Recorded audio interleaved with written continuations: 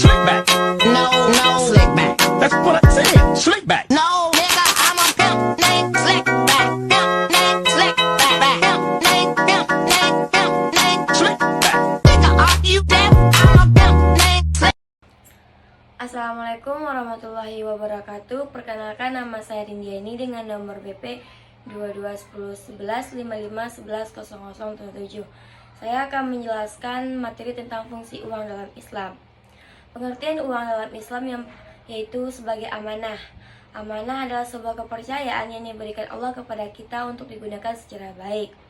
Syarat syah uang yaitu adalah yang didapatkan secara halal dan digunakan untuk kebaikan. Fungsi uang dalam Islam yaitu sebagai alat tukar yang kita gunakan dengan cara yang baik. Peran uang dalam kehidupan yang pertama yaitu membantu kebaikan sosial atau membantu kebaikan sosial. Contohnya seperti menggalang dana yang berhubungan dengan keagamaan. Contohnya menggalang dana atau mengumpulkan dana Pray for Palestine. Kita mengumpulkan dana untuk membantu negara yang telah terjadi bencana. Yang kedua yaitu berkontribusi pada kemajuan ekonomi, yaitu sebagai alat tukar perdagangan untuk kemajuan ekonomi negara. Yang ketiga, membiayai pendidikan. Uang juga bisa digunakan untuk biaya pendidikan yang lebih baik karena kita bisa mengakses semuanya dengan uang. Prinsip-prinsip penggunaan uang dalam Islam. Yang pertama yaitu bersedekah atau berinfak, saling memberi, saling meminjam. Yang kedua yaitu bertanggung jawab sosial. Uang digunakan untuk kepentingan sosial, saling membantu kebutuhan, saling membantu yang terkendala.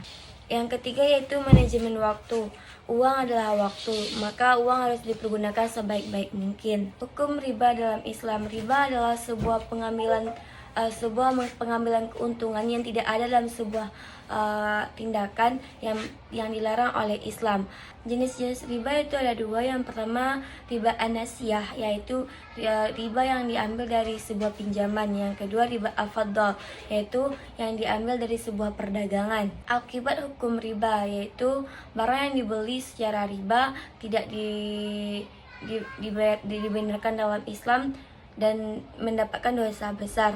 Pengelolaan keuangan yang baik dalam Islam. Yang pertama, membuat anggaran. Langkah awal yaitu membuat anggaran untuk sebuah keuangan kita. Yang kedua, investasi yang baik. Kita harus menginvestasikan uang kita sesuai kebutuhan dan keadaan kita. Yang ketiga, avoid employing buying, yaitu memberi sebuah barang yang sesuai dengan kebutuhan kita. Yang keempat yaitu membayar utang tepat waktu, karena kita harus membayar utang tepat waktu untuk menghindari bunga. Zakat dan infak dalam penggunaannya dalam Islam. Yang pertama zakat. Zakat itu adalah membagikan sebagian dari hasil kekayaan kita kepada orang yang layak. Yang kedua infak. Infak itu adalah pembagian sukarela kepada orang yang membutuhkan. Cara lain dalam penggunaan uang dalam Islam yaitu memberikan kewajiban kita kepada sebuah keluarga atau membelikan barang-barang yang memang kebutuhan kita. Kritik terhadap praktik kegunaan uang dalam konvensional dan alternatif dalam Islam. Yang pertama yaitu kritik pada sistem kredit, di mana kita meminjam uang meminjam uang lebih tinggi, maka bunganya juga lebih tinggi di sana sehingga mengakibatkan kesusahan untuk seorang peminjam. Yang kedua, kritik terhadap sistem investasi. Investasi ini juga dilakukan secara tidak halal atau tidak baik sehingga menimbulkan kekhawatiran kepada umat Islam. Yang ketiga, alternatif dalam Islam.